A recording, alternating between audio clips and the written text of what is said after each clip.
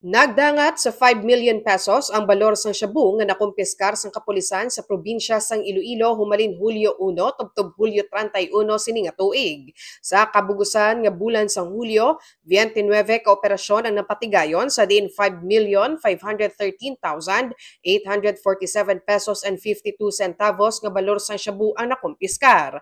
35 naman ka suspect ang naaresto sa diin 8 ang high value individual o kon HVI kag 68 ka kaso ang na-file sa korte. Samtang 123 ka wanted persons ang nadakop sa diin 18 diri ang most wanted persons, 5 naman ka operasyon batok sa illegal gambling ang napatigayon nga nagresulta sa pagkaaresto sa 12 ka suspect.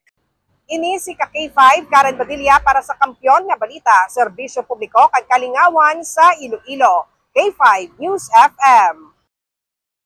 This news is brought to you by, do you feel tired all the time? Do you have frequent infections? Do you have always cold? It's a sign of low immune system. Boost your immune system with Clinica D3 Bio, antibacterial, natural antioxidant, immune system booster. Clinica D3 Bio has vitamin D3, lauric acid, and monolurine to fight against all viruses. Try Clinica Vitamin D3 with Coccus nocifera.